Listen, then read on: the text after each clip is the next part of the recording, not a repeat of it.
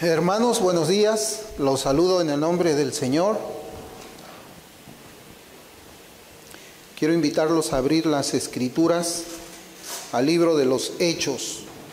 Hechos de los Apóstoles. Vamos a leer en el capítulo 28, desde el versículo 1 hasta el versículo 16. Y pues ya nos estamos aproximando nosotros a finalizar con este libro. No sé cuánto tiempo nos ha demorado, pero pues vamos a orar al Señor también para que podamos ser dirigidos por su voluntad y escoger también un libro para que sea parte de nuestro estudio en nuestra escuela dominical. Entonces vamos a leer en las Escrituras, en el libro de los Hechos, desde el versículo 1 hasta el versículo 16. La palabra del Señor dice: estando ya a salvo, supimos que la isla se llamaba Malta.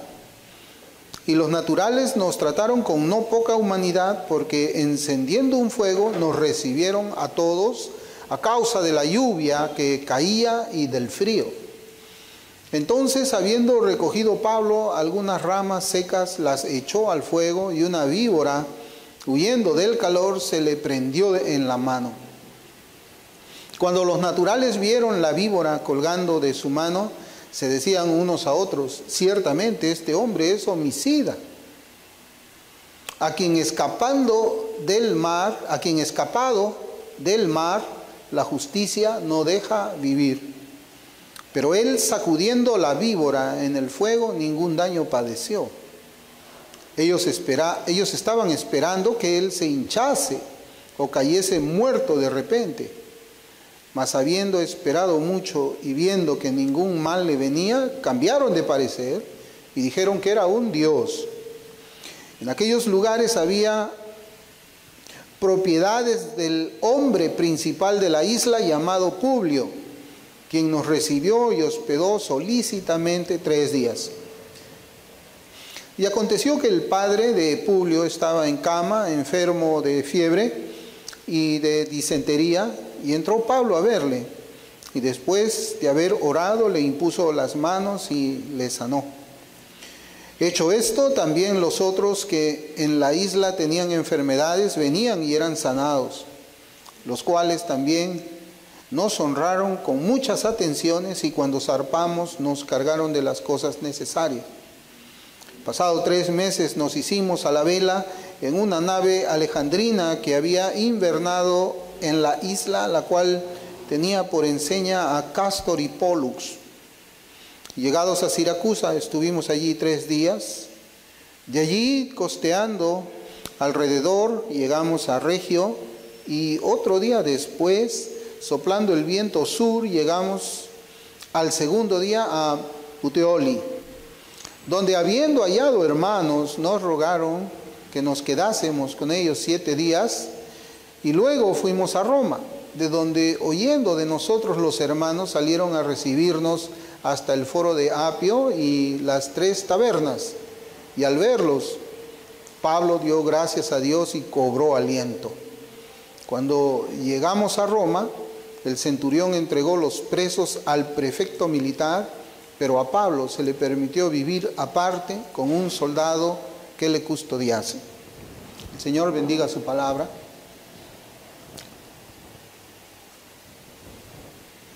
Este es el contexto que nosotros vemos, donde finalmente ya Pablo llega a Roma. Pablo ya llegó a Roma, y pues es impresionante ver cómo es que el Señor siempre obra, hermanos. Nosotros no podemos ver la mano del Señor obrando, su mano es una mano invisible, pero vemos en las Escrituras muchas promesas, y aunque no vemos o no sabemos cómo es que el Señor va a obrar mañana, lo que sí sabemos es que hoy está obrando. Esa es una razón por la cual nosotros no deberíamos estar angustiados, no deberíamos estar preocupados. El hombre puede hacer muchos planes, pero finalmente todo depende de Dios, y así enseña la Escritura. Y en este caso vemos que es así como es que el Señor lo hace llegar a Pablo, a Roma, ¿no? Y en los versículos anteriores de las Escrituras nos relata pues cómo es que el Señor había salvado la vida de todos aquellos que estaban junto con Pablo.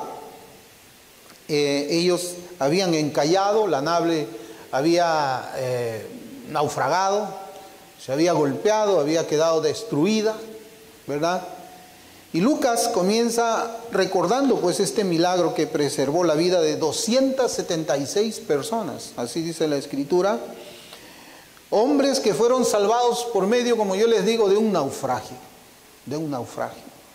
Y esto resulta una contradicción para la mente humana, como habíamos conversado hace unas semanas atrás.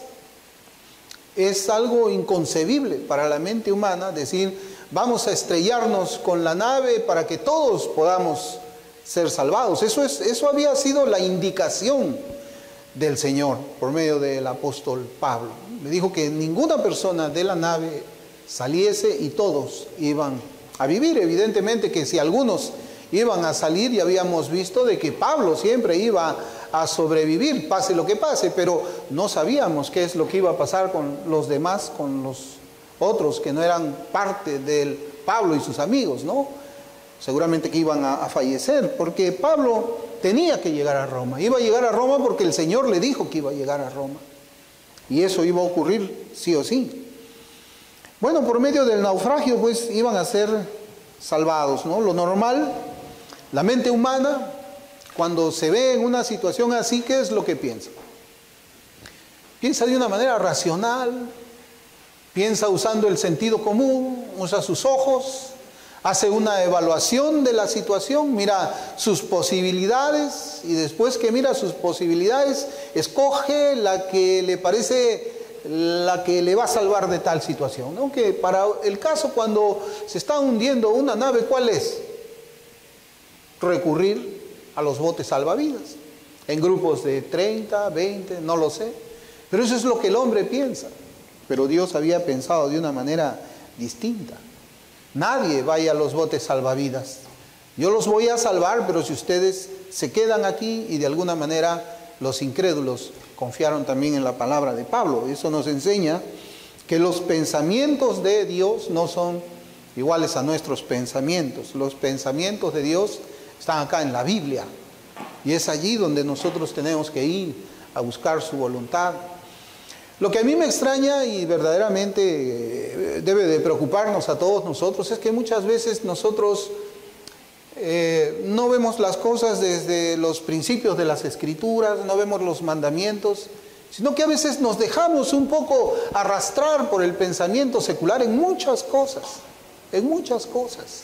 Y terminamos nosotros no pensando como Dios dice que debemos de pensar, sino terminamos pensando como el mundo piensa. No hablamos como la Escritura dice que debemos hablar, pero terminamos hablando como el mundo habla. No creemos como la Biblia dice que nosotros debemos de creer, pero terminamos creyendo como el mundo cree las cosas.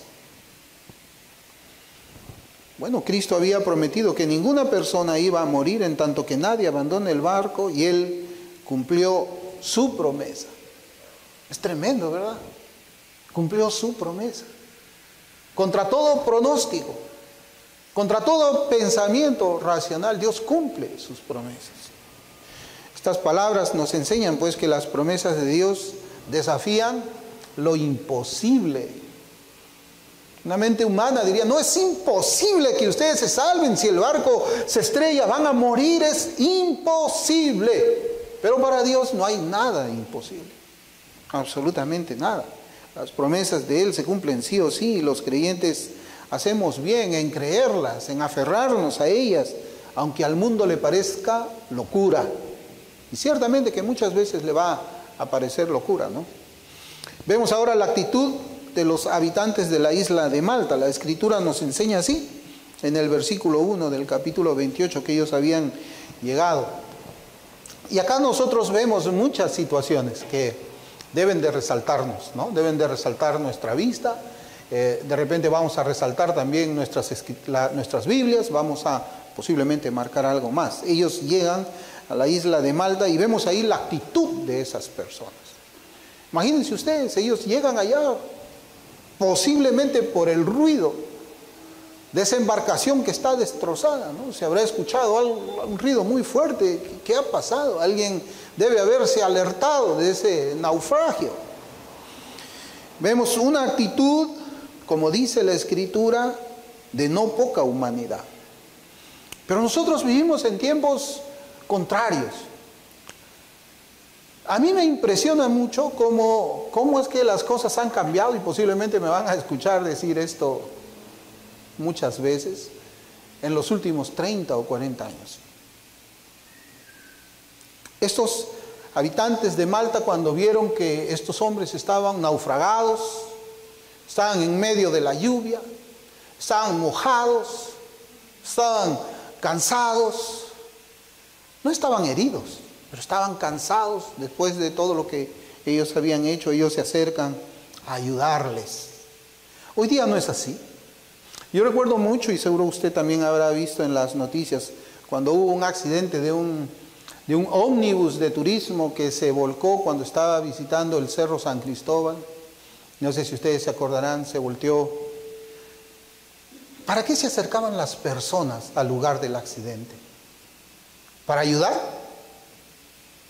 ¿O para robar? Y tristemente esa es la situación en la que nosotros nos quedamos asombrados cuando en la televisión salía de que estos habitantes que estaban cerca del lugar del accidente no llegaron allí para ver cómo podían ayudar a los heridos, llegaron para robarles sus billeteras, robarles su teléfono, robarles sus pertenencias. Es completamente distinto a lo que nosotros leemos, en que unos hombres que no conocían a Dios, unos hombres paganos, unos idólatras, que tenían muchos dioses, tenían todavía un sentimiento de compasión, un sentimiento de simpatía hacia la persona, hacia las personas que habían sufrido accidente, una desgracia. Hoy día, hermanos, hasta eso se ha perdido en el mundo. No hay simpatía, no hay un sentimiento de dolor, de compadecencia cuando una persona encuentra a otro que está en necesidad. Pareciera que siempre están pensando, ¿cómo es que yo gano algo? ¿Cómo saco provecho de esta desgracia a otros seres humanos? El ser humano ha decaído a ese nivel. No todos, felizmente, pero eso que nos permitió la televisión ver que estaba sucediendo, nos indigna y nos entristece mucho. Porque comparamos lo que estos hombres paganos hicieron y cómo es que algunos que dicen creer en Dios hacen en nuestros días. Los maltenses no actuaron de esa manera. La Escritura nos dice que trataron a los náufragos con no poca humanidad, considerando que en aquel momento ellos se encontraban, como les dije, mojados, con frío y cansados.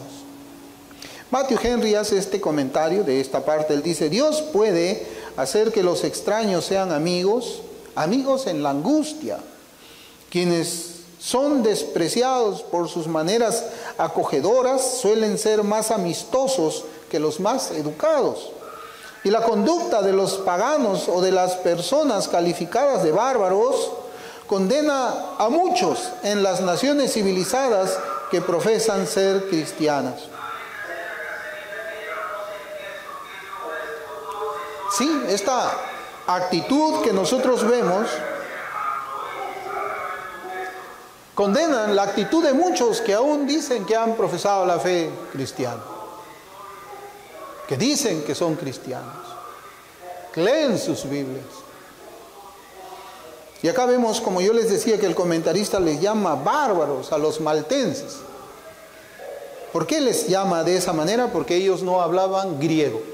Y en ese tiempo a cualquiera que no hablaba el griego se le consideraba un bárbaro, ¿no? Bárbaro, bien. Pero ¿qué pasaba? Ellos eran bárbaros, pero eran bondadosos con quienes estaban pasando necesidades en esos momentos, más allá de la religión de ellos y de la filosofía de ellos. Los maltenses no se acercaron allá y le decían, tú eres cristiano para ayudarte. O tú crees en el dios Júpiter para ayudarte. O cuál es tu filosofía de vida para yo poder ayudarte. ¿Eres un hombre moralmente bueno para poder ayudarte? Absolutamente no. Nosotros tenemos que pensar de la misma manera. Tenemos que sentir de esa misma forma. Yo sé que la Escritura dice que habiéndose multiplicado la maldad, el amor de muchos se enfriará. Yo sé que nosotros podemos desconfiar muchas veces por reportajes que salen en la televisión de mendigos que ganan mucho dinero, haciéndose pasar por enfermos. Pero nosotros no debemos permitir, hermanos, por el amor al Señor, endurecer nuestros corazones cuando vemos la tragedia de la vida de otras personas. Debemos actuar como los malteses como ellos, ¿no? Ellos, ¿qué cosa fue lo que vieron? Vieron personas con necesidades inmediatas, las cuales ellos querían suplir.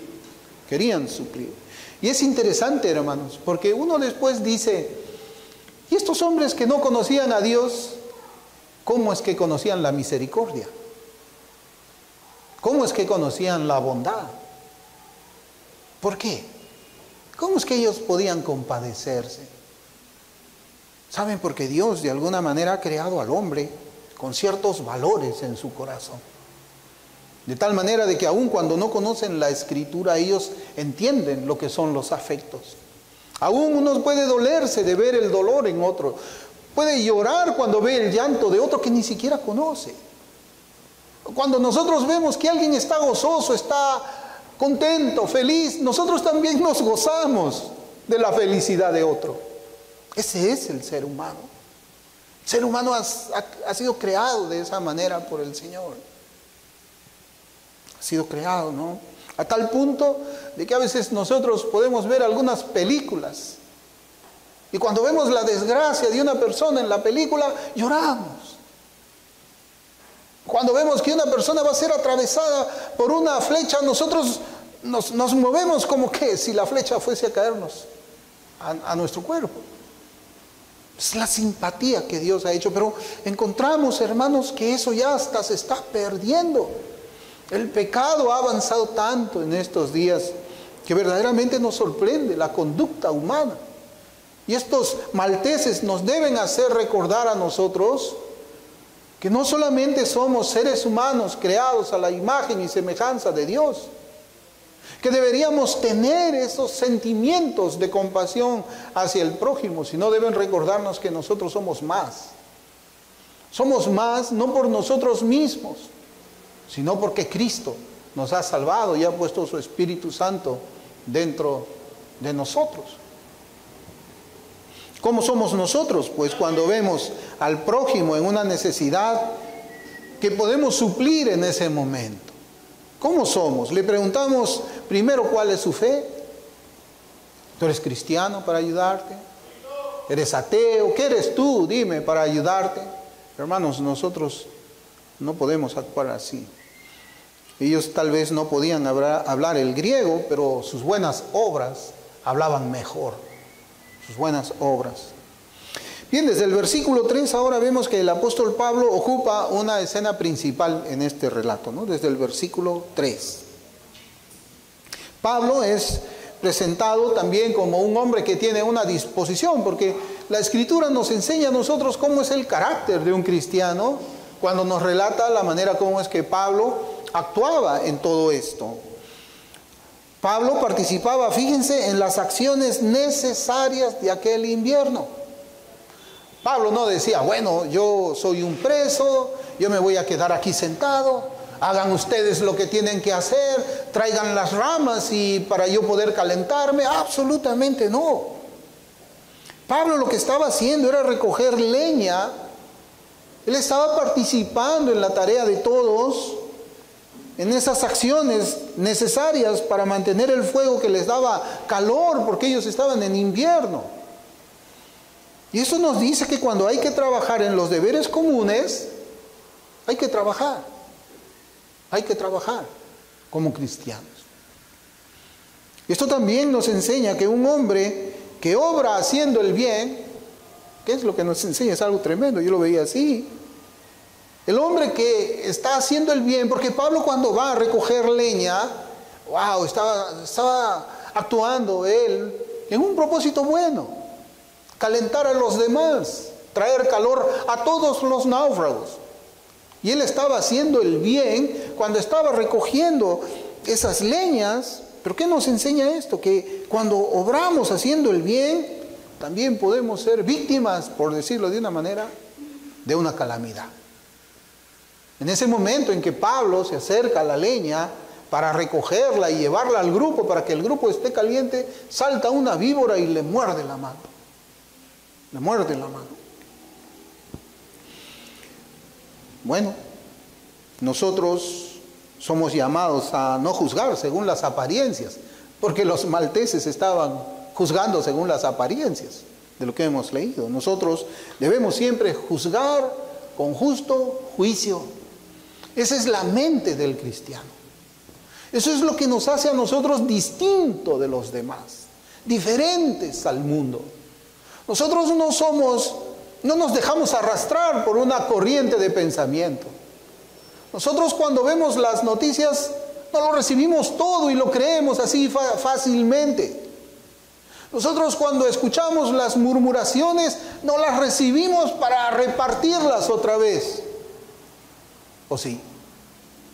Es pecado cuando nosotros chismeamos, cuando nosotros murmuramos, cuando nosotros repetimos cosas que no son verdaderas.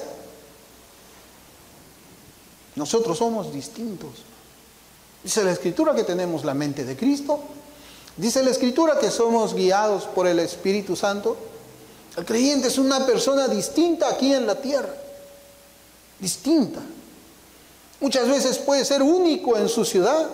Como Atanasio cuando se enfrentó a las herejías de sus días. Hay una frase muy común que dice: Atanasio solo contra el mundo.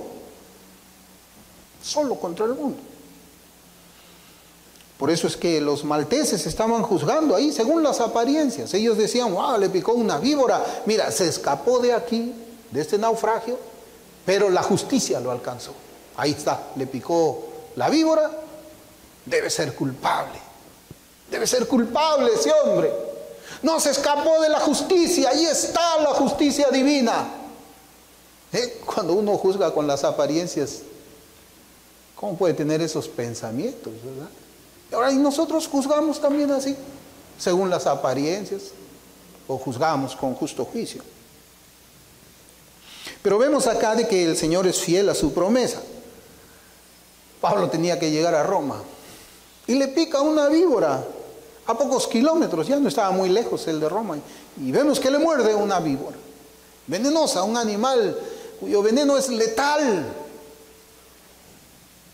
El apóstol pues vemos que estaba siendo protegido por el Señor Jesucristo de las consecuencias de la mordida de una víbora.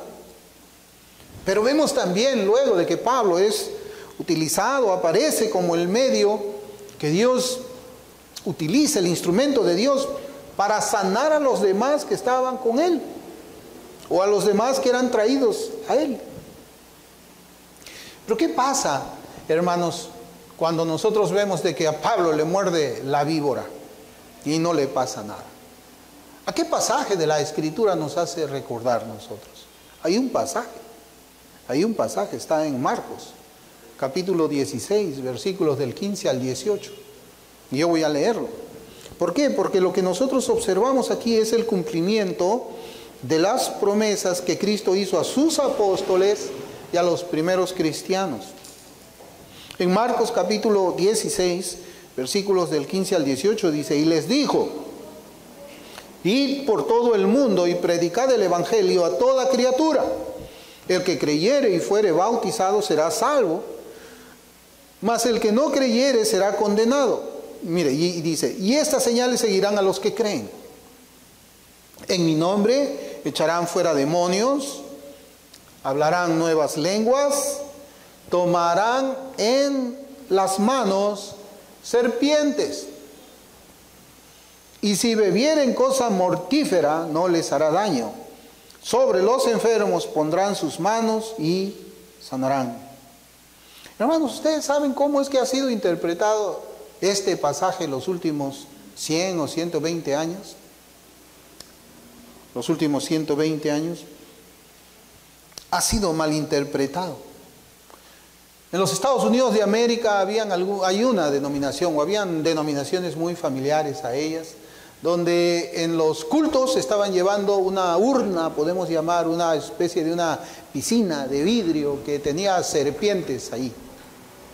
Y ellos invocaban este pasaje de la Escritura. Ellos decían, bueno, el que creyere, le seguirán estas señales. El que creyere y fuere bautizado, yo creo, entonces estas señales me van a seguir a mí. Y ellos ingresaban a esas urnas de vidrio, de cristal, y las víboras, una vez que ellos entraban, porque le comenzaban a picar, picaban. Muchos murieron. Algunos se salvaron, algunos los que podían llegar a los hospitales eran salvados. Hermanos, nosotros, ¿cómo es que debemos entender este versículo? Porque, fíjense, hay mucha, podemos decir, no es que la palabra falle, pero nosotros vemos de que el hombre a veces comienza a interpretar con sus sentimientos las cosas en lugar de profundizar un poco más en un estudio bíblico responsable. Por ejemplo, estamos en tiempos de pandemia. Yo no sé cuántos millones de personas están contagiadas alrededor del mundo, no lo sé, pero son muchos. Son muchos los que han fallecido también, eso lo sabemos nosotros, personas cerca de nuestro vecindario, tal vez familia nuestra también. Y yo pregunto, porque acá dice también la Escritura, sobre los enfermos pondrán sus manos y sanarán. ¿Por qué no van y ponen sus manos sobre los enfermos de coronavirus? ¿Por qué no entran a una sala de emergencias, a una sala donde están las camas de cuidados intensivos? Ponen sus manos y sanan. ¿Por qué? ¿Es falta de amor? ¿No tienen amor por las personas que están enfermas? ¿O es que no tienen el poder para hacerlo? Es lo segundo. Miren cómo es que interpreta el versículo 17 John Gill. Él dice, el significado es que serían el resultado de la fe o la creencia en el Evangelio. Es cierto que existieron estas señales. Estas señales se mostraron en el caso de los apóstoles y los primeros cristianos. El infiel no puede decir que la promesa no se ha cumplido a menos que pueda demostrar que esto nunca ocurrió. El cristiano debería estar satisfecho de que la promesa se cumplió si estos milagros se realizaran alguna vez, aunque no ocurren ahora, y el creyente ahora no debe esperar un milagro en su caso. Los milagros eran necesarios para el establecimiento de la religión en el mundo. No son necesarios para su continuación ahora. ¿Eso se cumplió? Por supuesto que se cumplió. Ahí vemos el relato que Lucas hace de lo que le había pasado a Pablo. Está la mordida de una serpiente en sus manos. El sentido común, la razón, como estos malteses, o se va a hinchar y ya le falta poco para que muera. No, hermanos, estas cosas sí ocurrieron en la iglesia primitiva, pero ya no ocurren más. Esas son señales apostólicas, ya no tenemos apóstoles en nuestros días. Esas son las señales de la iglesia primitiva, que servían para confirmar el mensaje del Evangelio. Ahora ya no necesitamos nosotros esas señales, pero de que ocurrieron, ocurrieron. La palabra de Cristo se cumplió, se cumplió.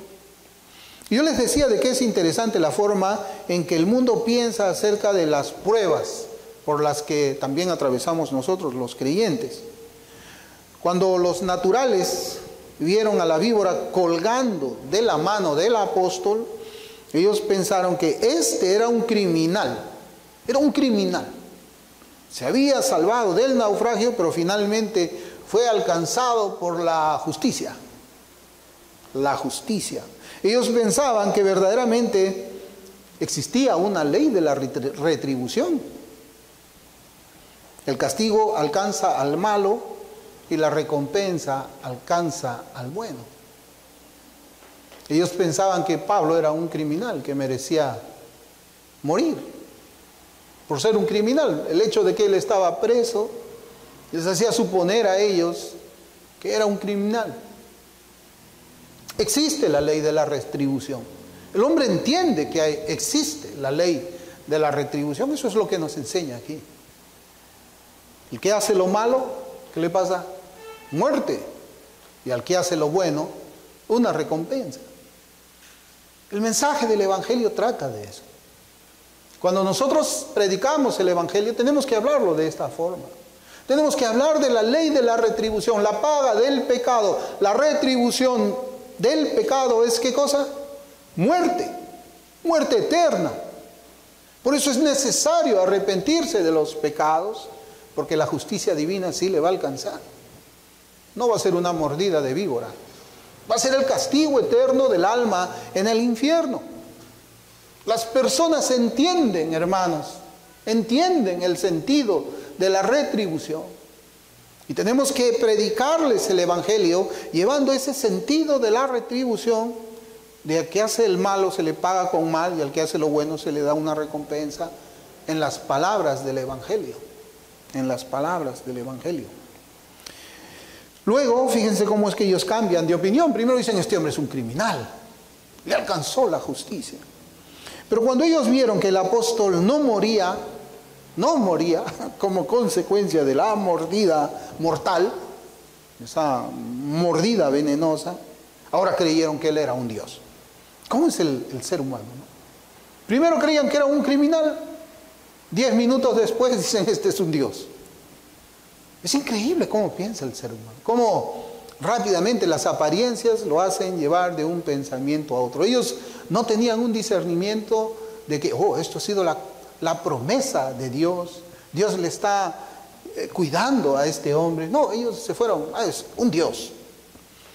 Y esto nos enseña pues la rapidez, hermano, es la rapidez con la que los seres humanos cambian de opinión. 1. Y 2, son rápidos para hacerse dioses. Rápidos. Ellos juzgaban a otro hombre basados en la desdicha o en la felicidad que llegaba a su vida, ¿no? Y a veces nosotros creemos de esa forma, y un poco para pensar de una manera más bíblica, como ellos creían, basados en la desdicha o la felicidad, es bueno leer también el Salmo 37, el Salmo 73. Salmo 37 nos hablan de cuán efímera es la felicidad del impío aquí en la tierra, ¿no? Nosotros no pensamos de esa manera.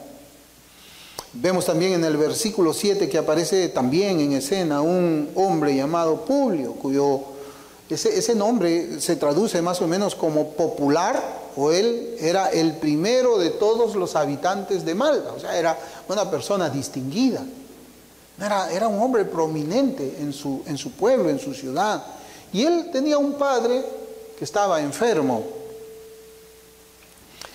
Ahora, nosotros creemos que este hombre Publio también estaba allí. ¿Y cuál habría sido la razón para invitarles a que ellos vayan a su casa?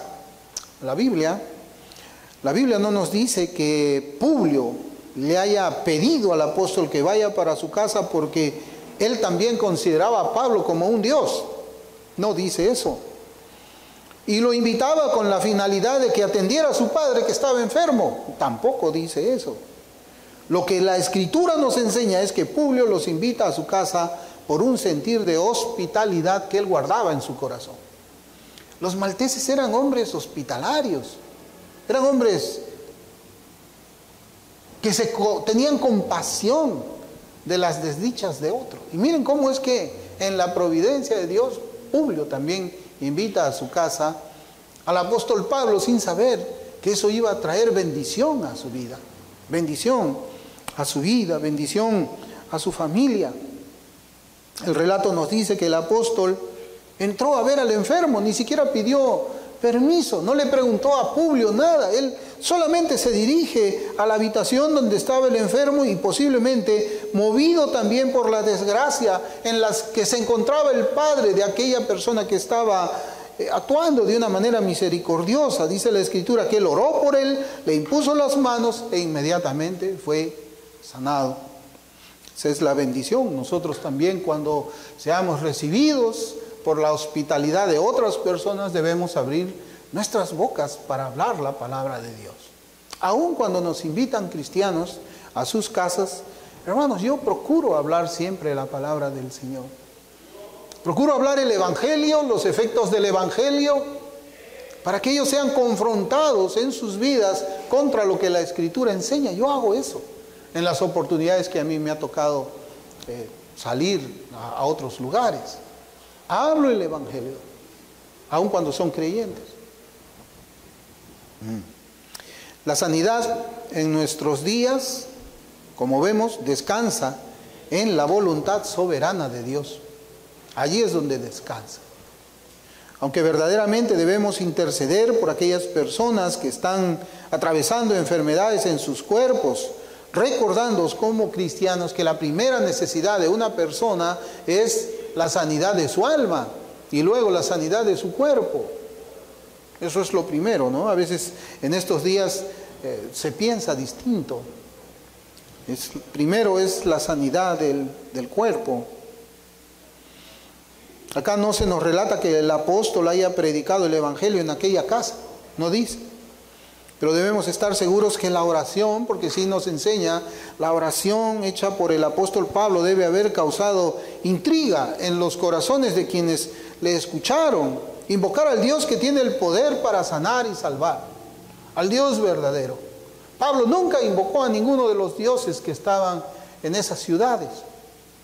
Él invocaba siempre al Dios vivo. ¿Y cómo habrán sido sus oraciones de Pablo?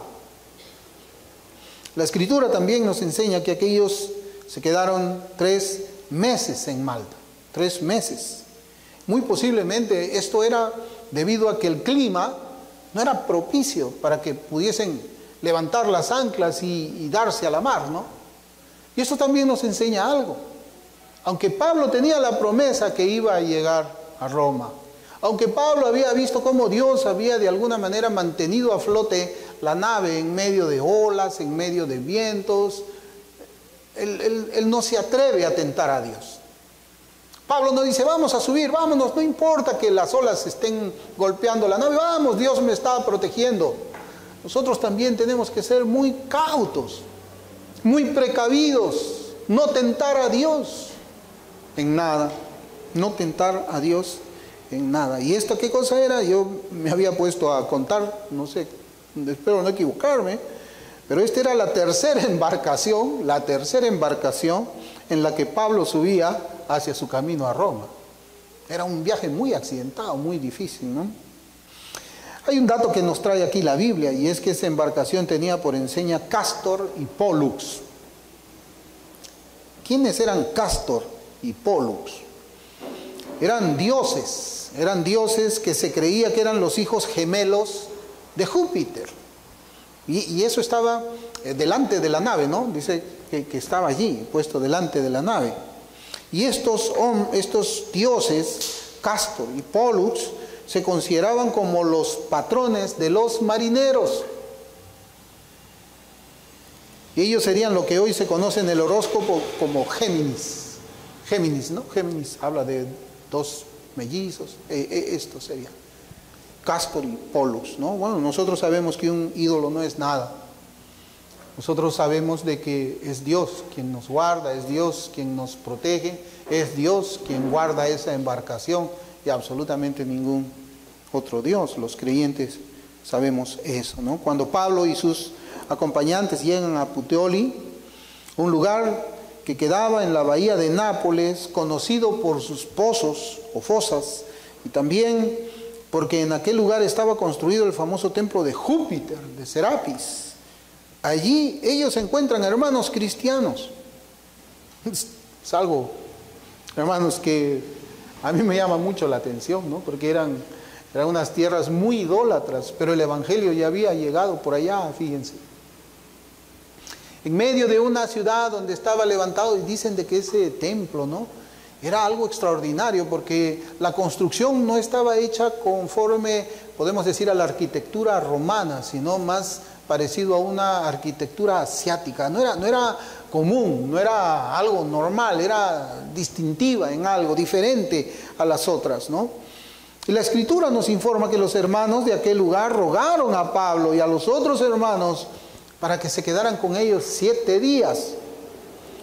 Y lo interesante es que eso no descansaba en la voluntad de Pablo, sino en la voluntad de Centurión, que era el que estaba al mando de todo. Y esa petición fue accedida pues por el centurión romano que estaba a cargo de la custodia del apóstol Pablo.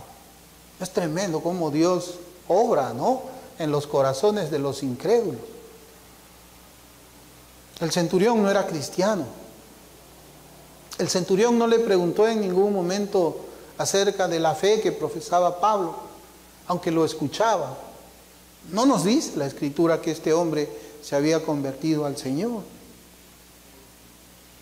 Y durante aquellos 7 días, pues los hermanos de Puteoli avisaron a los hermanos de Roma. Recibieron a Pablo, inmediatamente enviaron otros hermanos a Roma avisándole de que Pablo ya estaba cerca. Es lo que dice la Escritura, es lo que se llega a entender de ahí. El apóstol ya estaba cerca de la ciudad, por lo que observamos que a él se le prepara una especie de una bienvenida especial al apóstol. El Salmo 133 lleva por título La bienaventuranza del amor fraternal. Y el Señor dice allí, el Salmo 133, son 3 versículos, dice: mirad cuán bueno y cuán delicioso es habitar los hermanos juntos en armonía. Es como el buen óleo sobre la cabeza, el cual desciende sobre la barba de Aarón, y baja hasta el borde de sus vestiduras, como el rocío de Hermón, que desciende sobre los montes de Sión, porque allí envía Jehová bendición y vida eterna. La comunión de los hermanos es algo hermoso para el Señor. Y ahí estaba Pablo, en esa ciudad, 7 días con los otros hermanos que habían sido salvados. El Señor Jesucristo también dijo en Juan 3:35, Él dice: en esto conocerán todos que sois mis discípulos, si tuvieseis amor los unos por los otros. Y no nos cabe duda que Pablo amaba a esos hermanos. Pablo y sus compañeros amaban, y esos hermanos amaban a Pablo y a los que estaban con él. Esa es la vida cristiana. Cuando nos encontramos con un cristiano en cualquier parte del mundo donde estemos, nuestro corazón se alegra, y el que nos ve, el otro cristiano, también se alegra. Hermanos, es algo tremendo encontrar cristianos, bueno, en otros países, en otros lugares del Perú también.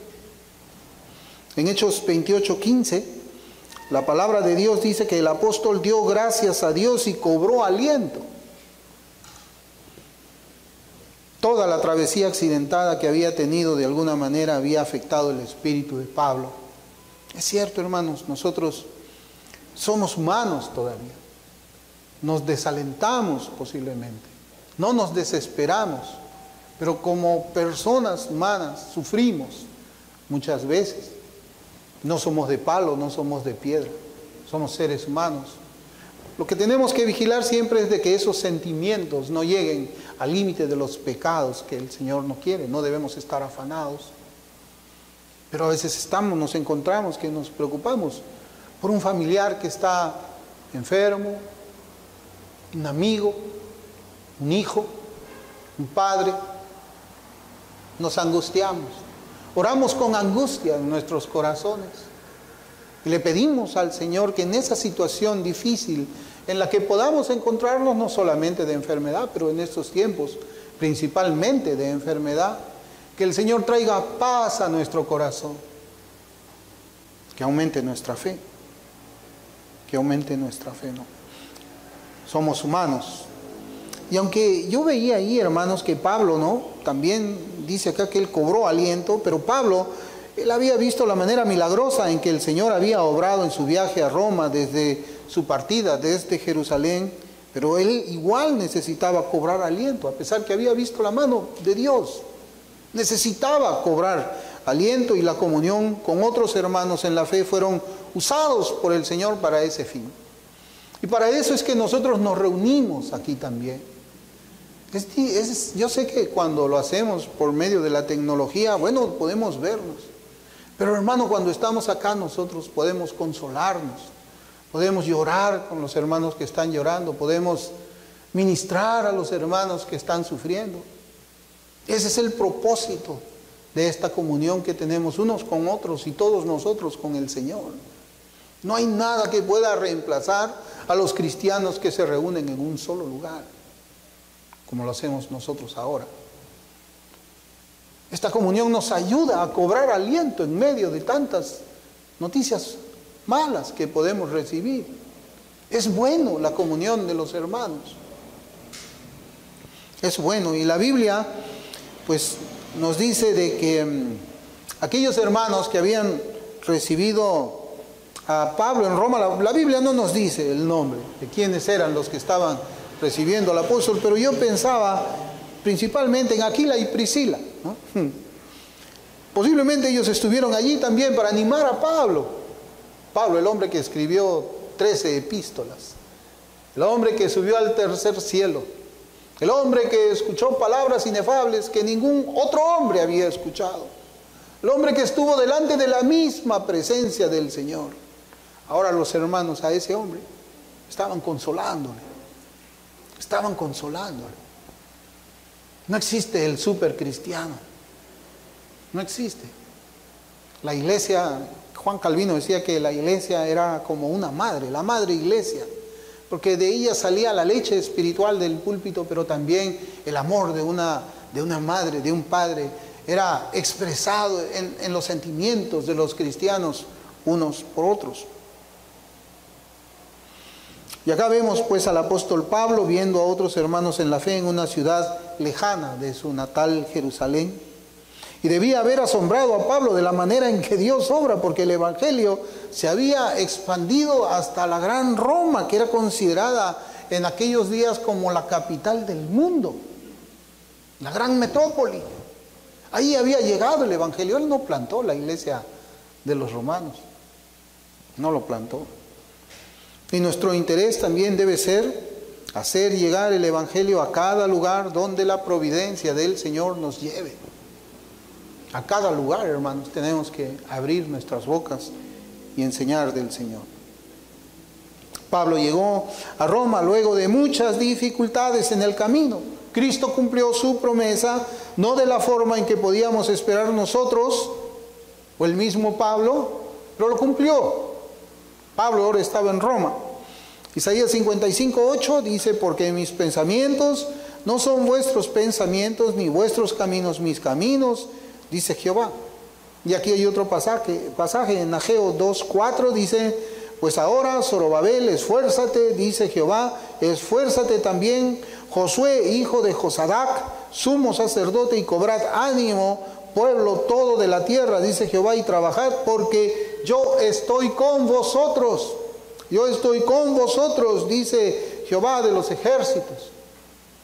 Debemos esforzarnos, debemos trabajar, debemos esforzarnos en las cosas del Señor, debemos cumplir nuestros deberes que el Señor nos ordena también por medio de la Escritura. Tenemos que soportar muchas cosas, pero la promesa está aquí. Yo estoy con vosotros. Igual lo dijo el Señor Jesucristo.